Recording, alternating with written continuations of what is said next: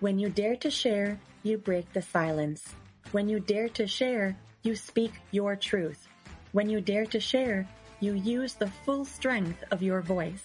When you dare to share, it brings opportunity to own your story. So tell it, be heard, and at the same time, your sharing is someone else's learning, inspiration, motivation, empowerment, and hope. There's always an element to each of our stories that remains a secret. For some, we feel it's a dirty little secret. Dare to share your untold story exposes these secrets in a welcoming and positive way. I encourage each of you out there to dare yourself to share what is yours to tell. When we dare, it is the courage to do something really important. Let this be a vow to each and every single one of us that we take risk, we brave, confront, and face what is, while inspiring and empowering all communities. So let's break that silence and tap into mental beauty. This is Salima Jadavji, your podcast host, a practicing social worker, and your mental wellness connoisseur. Welcome to the Dare to Share Your Untold Story podcast, episode number 123. The Silent Spiral, Hidden Struggles and Racing Thoughts Before OCD Had a Name. To all my fellow listeners, before we get started, I'm just dropping in a note to give you a heads up that this podcast might be emotionally triggering for you. We do invite guests onto the show who share openly about extremely difficult life moments with exposure and impact of what the struggles have been like. The intensity of each episode could have a variable impact on your emotional and mental well-being based on your own personal story. If at any point the topic becomes uncomfortable or upsetting to you in any way, please do not pressure yourself to listen. Instead, be kind to yourself, do some self-care, and perhaps give another episode a try. Today, I have the pleasure of introducing our courageous and daring guest, Kevin Crispin.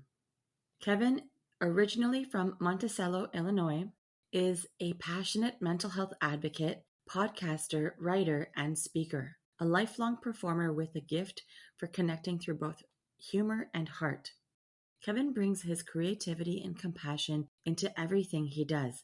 His work is grounded in a deep belief in the power of storytelling to break down stigma and foster connection. He is the host of the mental health podcast, Behind Beautiful Things, where each week he welcomes courageous and generous guests to share personal stories of struggle and resilience.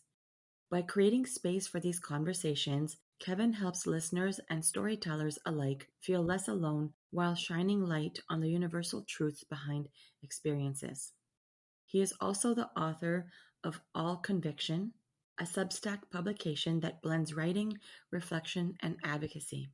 Guided by his belief in kindness and humor, Kevin continues to use his voice and platforms to support those navigating mental health challenges and to inspire communities toward empathy and understanding. Well, hello, Kevin. Welcome to the Dare to Share Your Untold Story podcast. Why, hello. Thank you so much. Thank you for having me. Oh, of course, Kevin. It's wonderful to have you as a guest on the show today.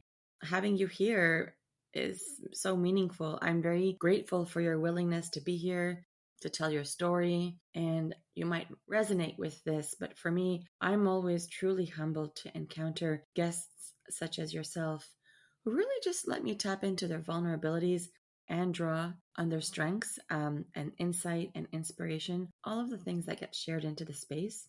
I find that it's incredibly important that we take a stance together to help break barriers of mental stigma.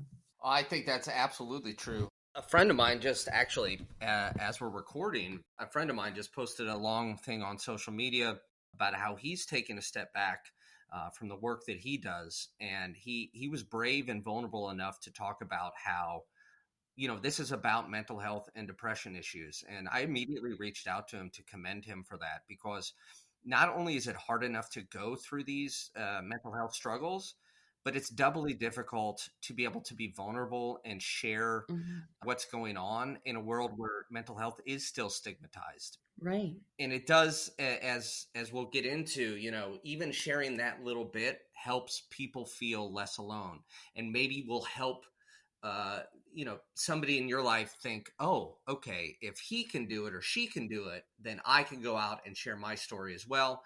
And then we'll do what I call building the big empathy muscle, and we'll all just feel a little bit less alone. Of course. That's a wonderful and beautiful way to put it. And that's essentially what this podcast is all about as well, right? It's about bringing forward untold stories that people go through, whether directly about a mental health struggle or something else. And we know that no matter what the story, there is impact on one's own mental health in some way, which typically remains tucked away. And so this platform then serves in a way to break the barriers of mental stigma that have been conditioned in our society. So then that means today, together, you and I, my hopeful mission is for both of us to be able to encourage people to share and tell what individuals typically have reservations to express. And of course, I continue bringing forward a trend, and it's called the mental beauty rethink. So, Kevin, what immediately comes to mind when you hear the phrase the mental beauty rethink? For me, the key word there is beauty, in the fact that there's different forms of beauty.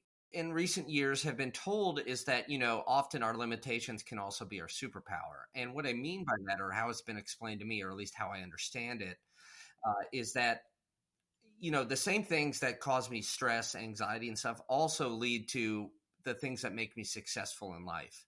And so seeing the beauty in our blemishes, our mental health blemishes, I think is important. There's no right, beautiful way at all. So that's what I think about. I love the way you put that together. Basically, shortcomings are superpowers. We can all embrace the beauty of all parts of ourselves and from all angles. Absolutely. And that is not easy to do.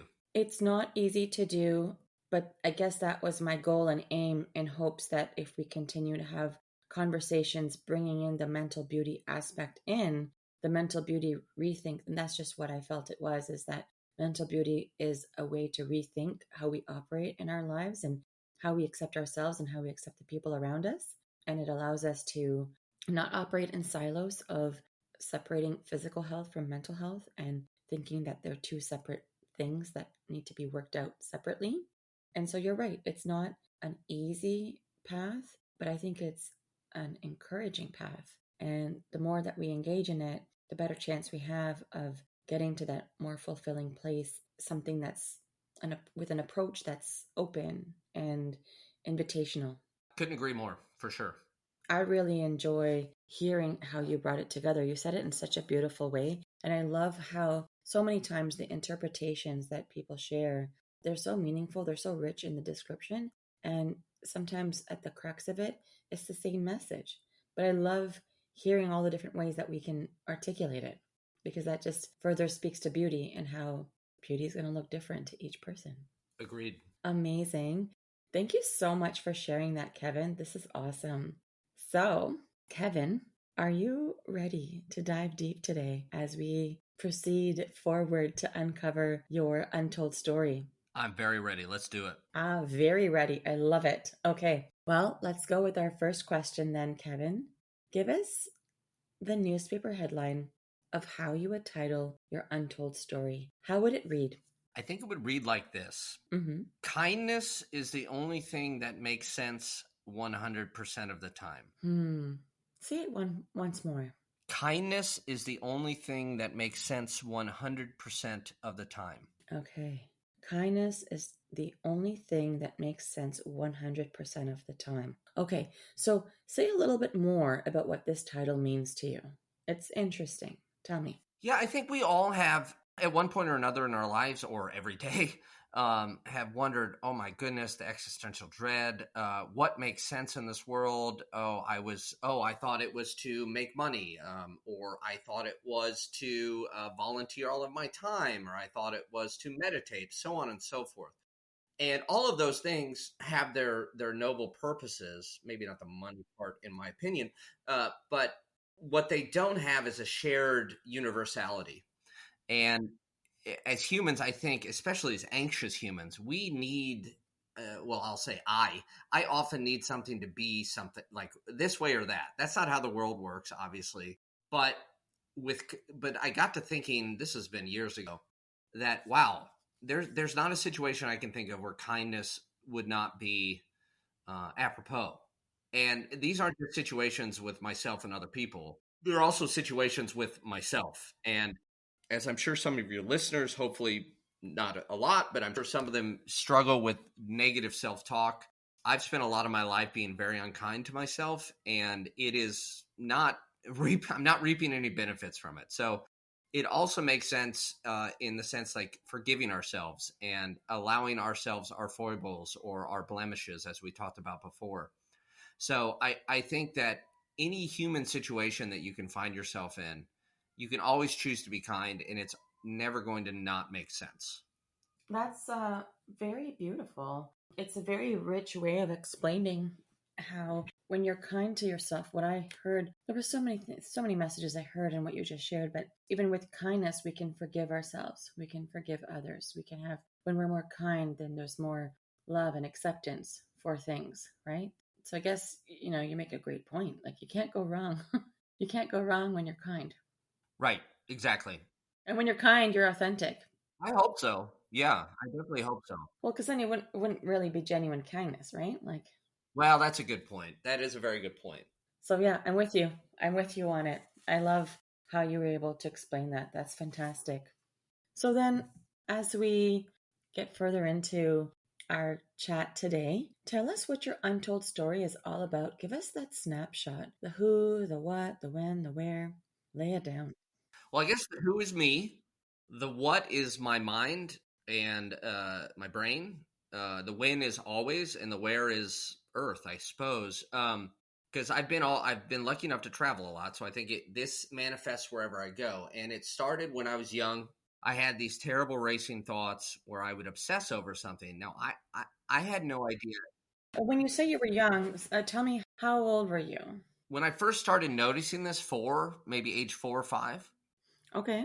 and I started already doing things back then. I would count my steps, certain things that I wasn't even necessarily paying much attention to. But I had these thoughts, and these aren't the type of things that are talked about, right? So I kind of kept it to myself, which, as I'm sure you know, and your guests know, and your listeners know, one of the things that mental health does most of all is isolate us. Mm-hmm. So by me being circumspect about what was going on inside of me, it further exacerbated the problems. And that has been the case throughout my life. But even as I've been in therapy for approximately 922 years, Mm-hmm. I've started to learn that, hey, these things happen to other people, and there are tools in order to help with these excessive ruminating thoughts.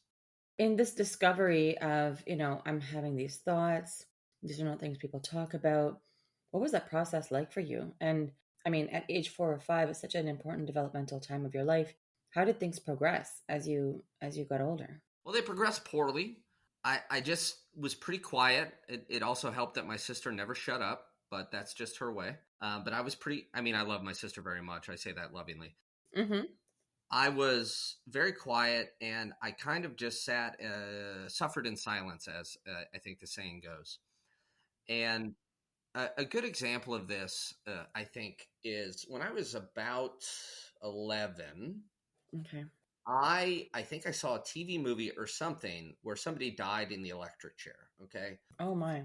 Well, I somehow got it into my head that my fear was that I was going to die in the electric chair. Oh no. Oh yes, and it consumed me pretty much whole. It was all I could think about, but I couldn't turn to somebody, say in the school library, and say, "Hey, do you also fear that you're going to die in the electric chair?" Because they would look at me like, "What are you talking about?" Right. And so I kept it to myself, and that also adds a level of shame. Well, this all kind of built up, and then I was on a trip with my dad and my stepmom to Chicago with my aunt and uncle, and I had a full on breakdown just in the middle of downtown Chicago Oh. because I couldn't stop thinking about it, and it was just consuming me, and I was just getting so anxious. And so my dad took me back to the hotel, and he's like, what is going on, Kevin? What is happening? And I thought, well, I need to be honest with him, and I told him, and he looked at me Mm-hmm. with a combination of bafflement and concern, because what does a parent say when they hear something like that? Well, what did you say to him? I said, I'm really, I didn't say it in these exact words, but I basically said, I'm really consumed in the fear that I'm going to die in the electric chair. Okay. So you literally expressed that to him. Yes. And I felt there was such a level of shame in saying that. Mm-hmm. It was hard to see his reaction because he was so confused, which I do not blame him at all. I mean, again, what kind of parent would be like, what? It was like the comments threw him off guard too, right? Like as much as he was concerned and curious about what you were going through, he wasn't expecting that. Well, right. I mean, who is? Exactly. So I told him, and then I felt both somewhat relieved and somewhat smaller. Mm. And what I mean by smaller is I felt smaller in his eyes. This is my perception, not anything based on his actions. Yeah, yeah. And you said you were about 11 at this time. 11 or 12, yeah. Okay. And it was embarrassing to me. And what did that embarrassment look like for you? So, like, how did you embody it? Physically, one of the ways I've always embodied anxiety and embarrassment or any sort of grief, I embody it in my stomach. Mm-hmm. So when I was much younger, I I asked my mom, I said, Mom, I keep having this feeling in my stomach. I don't understand what it is. It's like my stomach lights up like a light bright. Oh. It's like a very uncomfortable feeling. It's uneasy.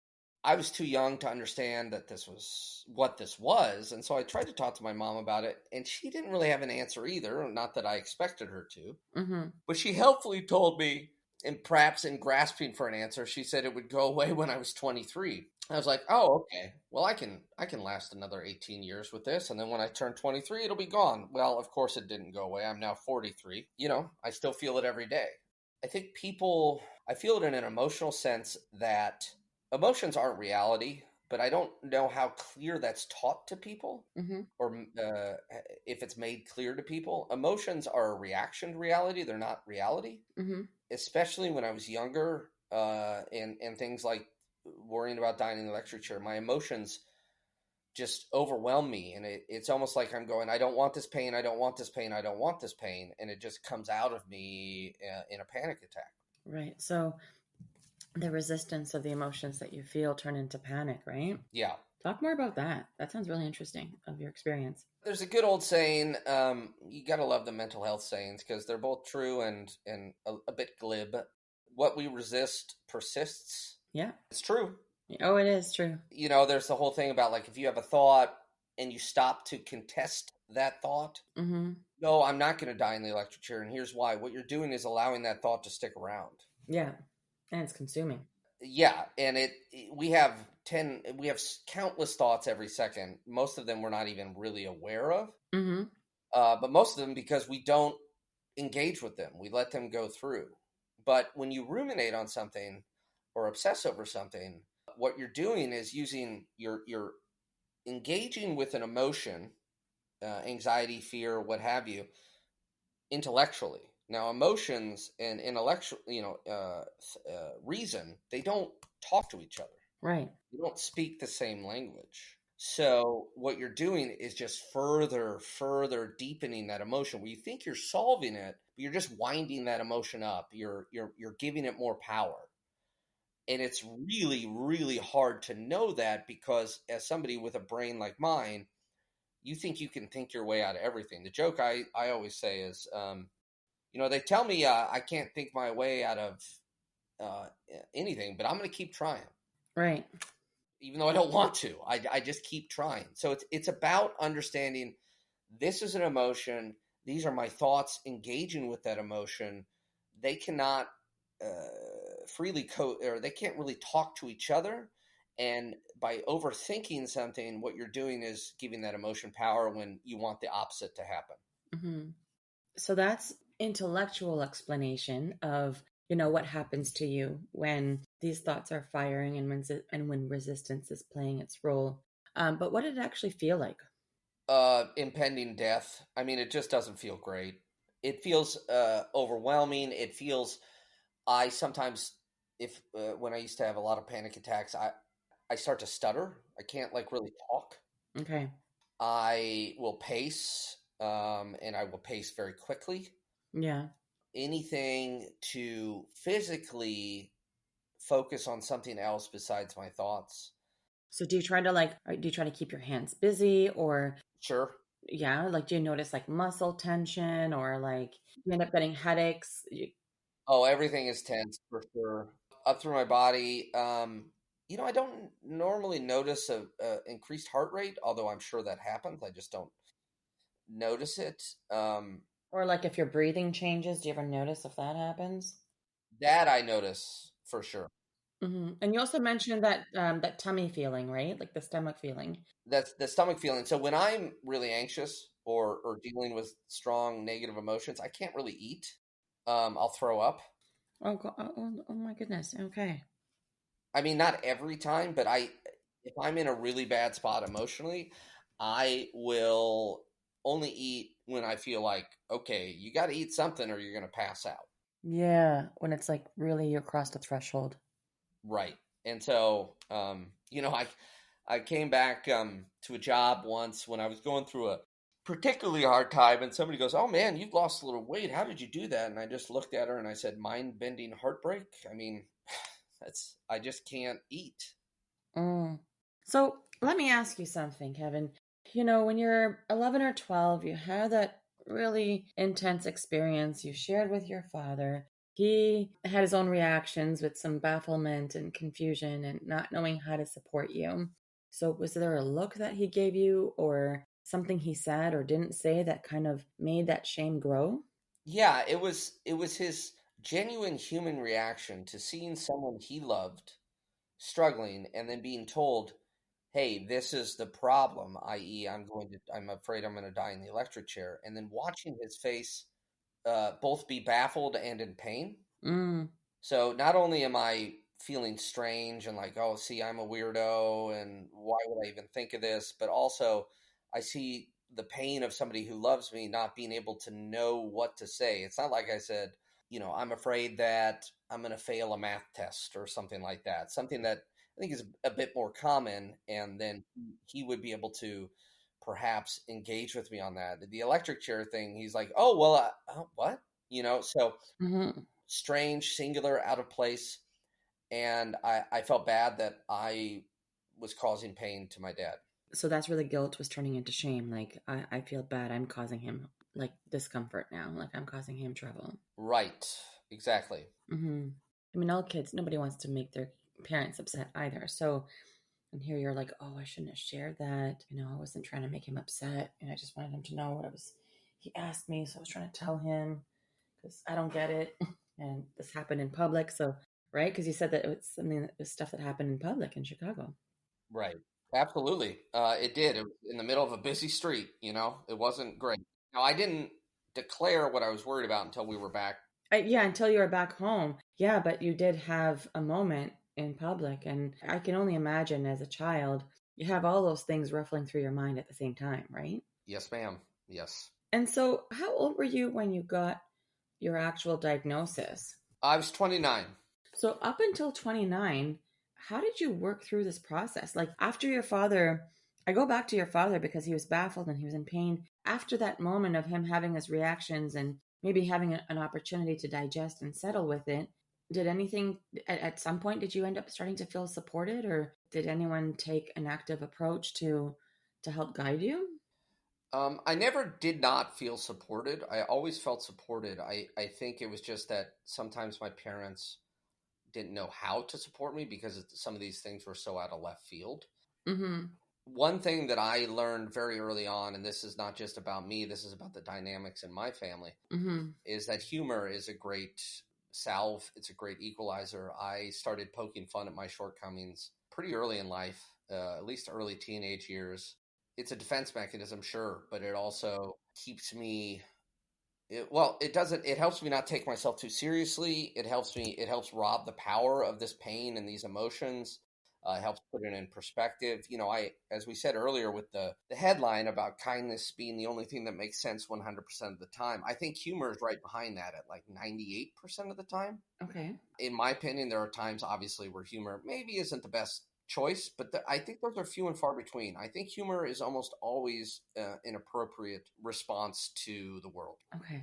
So that was your way, was through humor. Humor, and I was first medicated right after I graduated high school. I was put on Paxil. Okay. And I think we just called it anxiety. It wasn't a specific OCD diagnosis. And then I kind of was on the Paxil off and on for a number of years until I got the diagnosis. And we tried to stay on the Paxil, and then I moved to Prozac, which has actually been a heck of a lot more successful in helping with my OCD.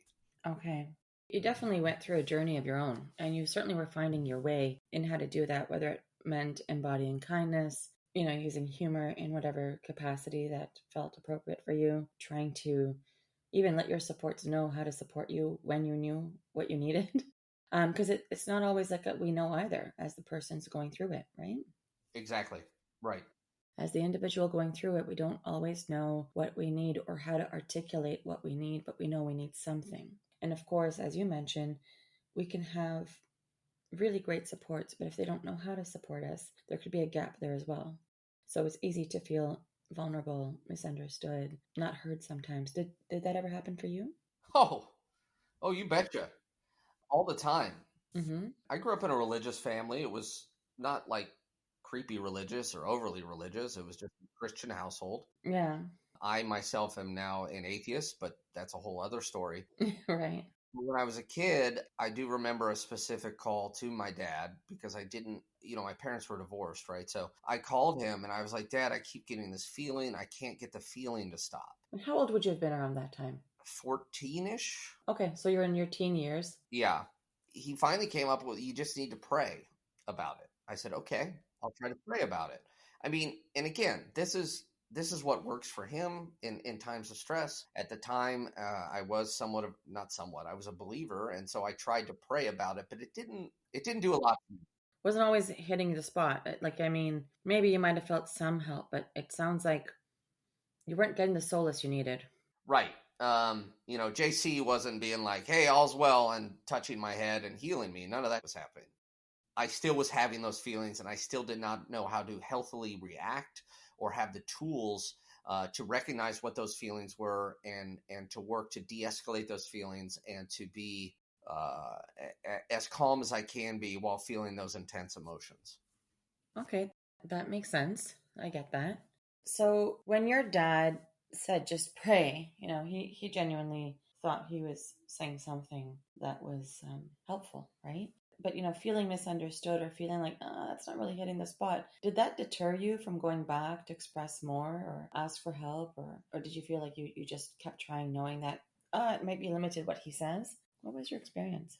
That's a good question. I don't know if it necessarily deterred me. I think what was hard for me was continuing to be vulnerable in the same way because I was putting something out in the world that people, my close family, couldn't necessarily understand. They certainly couldn't understand my heavy emotional reaction, right? So Mm-hmm. it goes back to what we were saying earlier, where I would see the way that my behavior or my stress was causing them stress, and so it would cause me to retreat into myself a little bit. But I would always go back to my family and try a different way to say this is what's going on, to try to make it clearer to them or more quote unquote mainstream of what was happening to me. And that was a challenge in and of itself. And again, I hold nothing against my family about this. They were as supportive as they could be. There was just such strange things coming from me that they weren't necessarily prepared to handle them. Well, it's like studying a foreign language, right? So they're trying to be open and understanding, but you have your limitations. Absolutely. Yes. I love that analogy. Yeah, and it sounds like you were recognizing that, but you were also recognizing that I do need to verbalize, I do need to articulate. So I actually commend you for that because it didn't deter you, as you said. Like you kept voicing and expressing what you needed to. And you also recognize that the things that you might get in return or in response may or may not help, but I got to keep trying. I got to keep letting them know. So that's huge. It was hard, but it was like, to me, it was a binary choice: either keep trying or succumb to the dread and doom that I feel. Yeah, but you still chose. And you still, by choosing this method, this pathway, you were choosing yourself. You were choosing not to neglect yourself. It's very easy to do that when you feel defeat from people not getting you. So I'm just saying you just did such a great job. And it's not an easy feat. You did great. I appreciate that. Thank you very much. Yeah, absolutely.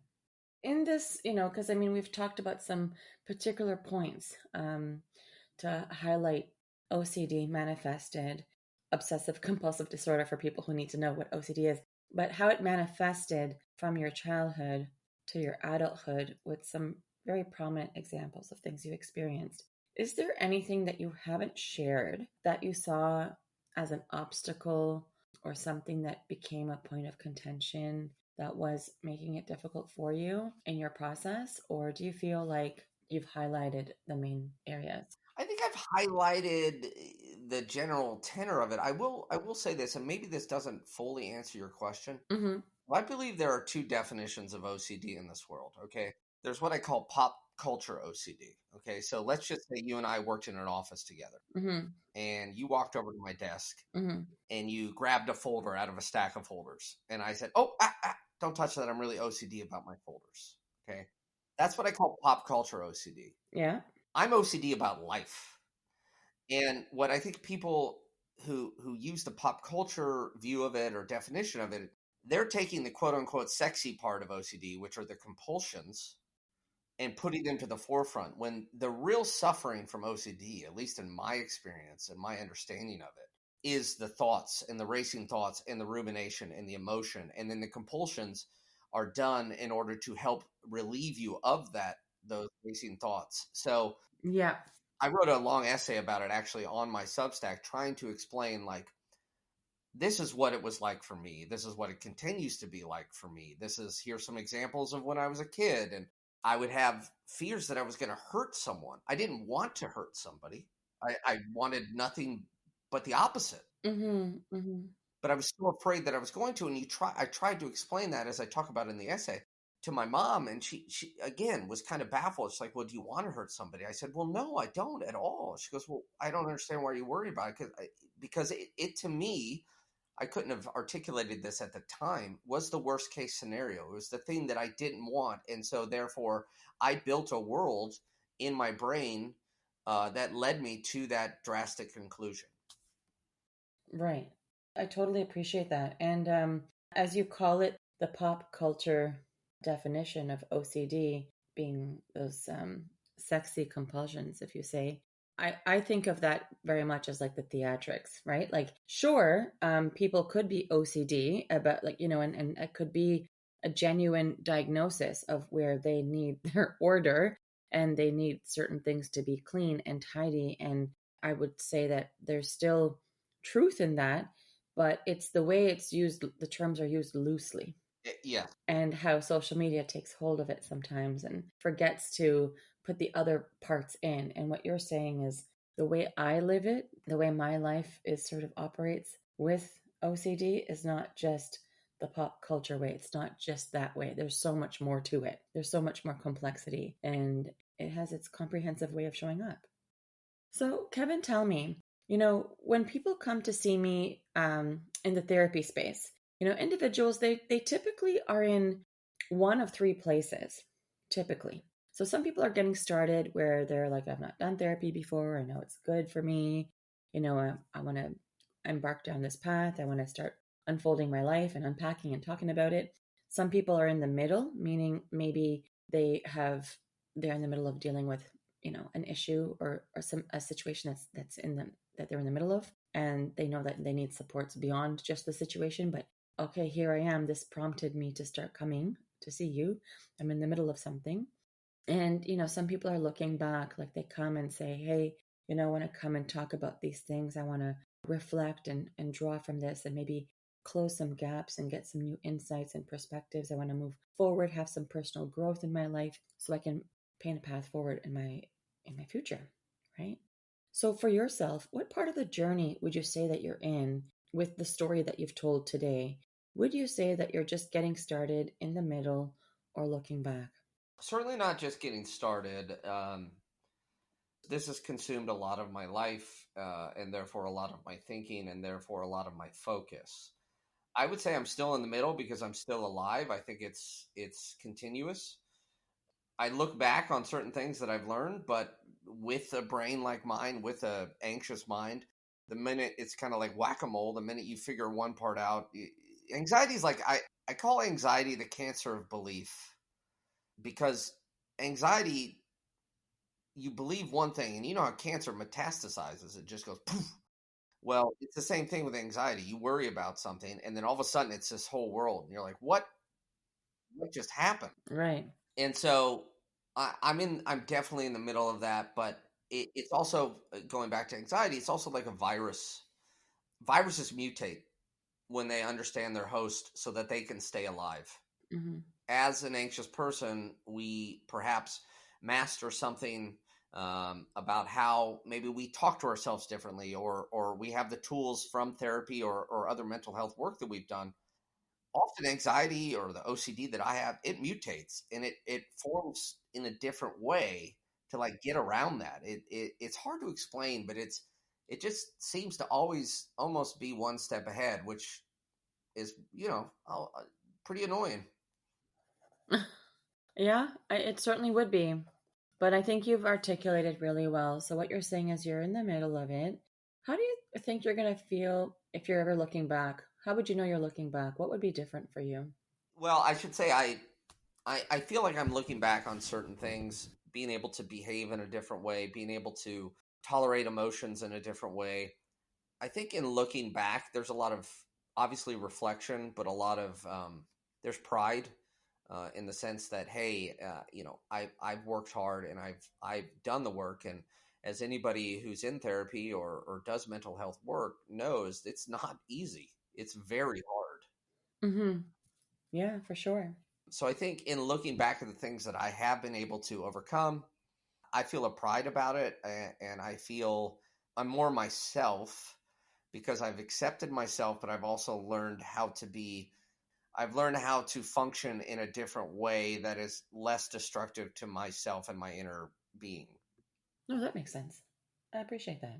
So, Kevin, we've talked about a lot of different angles about your story, and we've unpacked lots of finite details. And I have learned so much about the different aspects of what you've endured. And you have alluded to a number of ways that your mental health directly was affected, right? We're talking about how these thoughts have consumed you, how it's occupied all that mental real estate within you, the feeling misunderstood, how you've had to cope. Could you speak more to how this untold story of yours has affected your mental health in any aspect that you haven't shared yet, or expand on some of the things that you did share? I think that a really kind of universal quality about it is accepting who we are. And there are certain things you can change and certain things you cannot. And What you're saying is that you're more accepting of yourself? yes, now I'm not fully there, but I'm more accepting of my shortcomings. I'm more aware of what my thoughts and emotions are doing inside of me. And, awareness is so important when it comes to mental health. Sure. So those are things that after years of therapy, years of other items that I do, working out, things like that, hosting my show and having people on and hearing their stories. Something I say on the show often is stories are the great healing currency of humankind. The more we hear, the more we heal. Mm-hmm. And so hearing other people's stories has also brought me in better touch with my own story, if that makes sense. Mm-hmm. And while you share all of these things of, how it's built you, I'm still curious about how you were affected. What you shared just now was incredibly important to hear. So I'm glad you did. With some of the conversations that we had so far, I got the sense that you didn't know where to turn or what to say or who could help, but you kept trying. So what was that like? I mean, that must have affected your mental well-being. Yeah, there's a lot of hopeless moments, like a lot of them, and turning and then trying something else. It's kind of like you don't really have another choice. Not to be overly vague about it, but it's like, well, I could keep trying or I could stop, and I think there's only one real choice there, which is to keep trying. Right. And you chose to keep trying. Have you ever heard of the band Nathaniel Rateliff and the Night Sweats? Mm-hmm. So they have a song, I've Been Failing is what it's called. And there are two lines that he repeats in there, which is, don't you weep and don't you worry. He says that over and over again. Mm-hmm. And then he says, I can't stop trying. And he says it over and over again. And sometimes when I'm feeling very anxious, I'll play the live version of that song over and over. Because those are two mantras that really help me. It's like, don't weep, don't worry, and you can't stop trying. You got to keep going. Mm-hmm. So, Kevin, tell me what you would say is your key message to the listeners of our show. What do you want them to know? That there's always room for kindness and grace, Mm-hmm. no matter the situation, especially the situation when we're dealing with ourselves. Right. There's always room for it. After years and years and years and years and years and years of beating myself up and continuing to do so to this day in certain instances, it's counterproductive. It does not help. It only makes it worse. It's solving nothing. But there are these are opportunities to be kind to yourself, to allow yourself grace, to allow grace to others, and to be kind to others. Because everybody, all of us, all the human beings on this planet are sure struggling. Oh, yeah. In all of our own ways. And we all have our own, cross to bear, is the saying, I think. And just remembering that everybody is going through that and knowing that each opportunity of an interaction with somebody is an opportunity to be kind, to offer grace. And that includes interactions with yourself. Of course. Any other final key message that you'd have for the listeners? Those are the big ones. Other than that, then as much as you are comfortable, Mm-hmm. share your story with people that you trust. There's a lot obvious positive effects of that. It will also help them. And by telling your story, you learn more about yourself and you help people feel less alone. Oh, for sure. The neurolinguistics behind it, right? So when you start delayering and you start telling your story, you actually are more connected to your own as well. And there's so much to uncover and unpack. And it's also an opportunity, even if someone doesn't understand, it's an opportunity for that person to learn. So I'm curious, you might have already to start sharing about this, but I'm just curious if there's anything else about what would have been that game-changing inspiration for you. What was your game changer in terms of inspiration that's close to you that reflects your untold story? So you did mention the mantra for the song that you would play live, but is there an inspirational quote, a book, or an event, or anything that speaks to you that you felt really helped you pivot? I'm going to give a bit of a broad answer and say this. Art, I think, is what separates us from every other living being, except for maybe, some chimpanzees who are able to do a little art. But I think of the artist that I turn to when I am the most distraught or the most confused about life. And the artist, above all, that explains life the best to me is Bob Dylan. Okay. I go back to him over and over again, and I fell in love with him over this line. People tell me it's a sin to know and feel too much within. Mm. There's so much in that. And part of it is like, it's okay to feel these things. It's okay to overthink. Yes, permission to feel. Yes. And it also is, people aren't always comfortable with that type of inner turmoil of somebody else, especially somebody they care about. And so they want to solve it right away. And so they try to direct you away from it, which it's not really solving the problem, obviously. And so, what is a cause or an organization that's been impactful to you on your journey that you would like to give a shout out to? Who might they be? Okay. I'd like to shout out what's called the Coalition for Immigrant Mental Health. I think it's pretty obvious why I want to shout that out in these times in our country, the United States. This provides support to immigrants who are struggling with mental health. Amazing. That's wonderful. Now, tell us, Kevin, how can people connect with you if they would like to? Where are you findable? Well, I'm findable in the show that I host, Mm-hmm. a podcast called Behind Beautiful Things, also taken from a Bob Dylan lyric. and that's wherever you get podcasts. It's a mental health and story-driven podcast. And you can find me on Instagram, and then we have a Facebook page.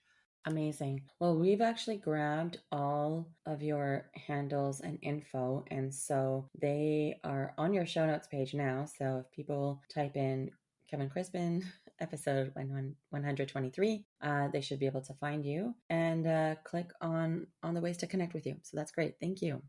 Of course. Thank you. Of course. Now, Kevin, guess what? Yes. What? You've just dared yourself to share. Congratulations. Woohoo! I did it. I love it. You did it. How was the experience for you? It was great. It's really freeing, and to be able to share my story, I've shared it in a one-man show. I share it conversations with people every day. I share it on my show as is appropriate when helping explain other people's stories. And anytime I'm able to share my story, I feel very happy to do so, because I know, as I said, that stories help us heal, and I think it's important to share it. So I feel great. Oh, that's amazing. And, on a serious note, Kevin, I would just like to take a moment to, again, express my gratitude for the deep story that you shared in this space today. Your courage and clarity to openly speak about your deep-rooted story of your OCD journey, the diagnosis, its impact on your well-being, untangling all the uncomfortable themes that showed up along the way, and how it has manifested a step forward in the work that you do in present day. So I am really grateful to have been able to hear and witness your story today. So thank you for the deep conversation and for all the daring and sharing. Absolutely. And thank you so much for having me on. I enjoyed it very much, and I really appreciate it. Oh, that's wonderful. I enjoyed it as well. So once again, Kevin, thank you for being part of Dare to Share Your Untold Story and helping to be a voice in breaking down the barriers of mental stigma.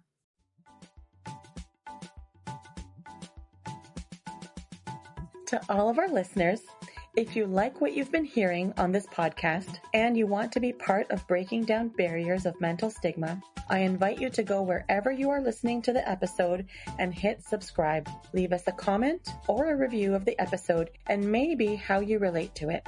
To learn more about what we offer, visit www.daretoheal.co. And if you are feeling ready and brave to share, please submit your story by visiting www.daretoshare.co. Thanks for joining in.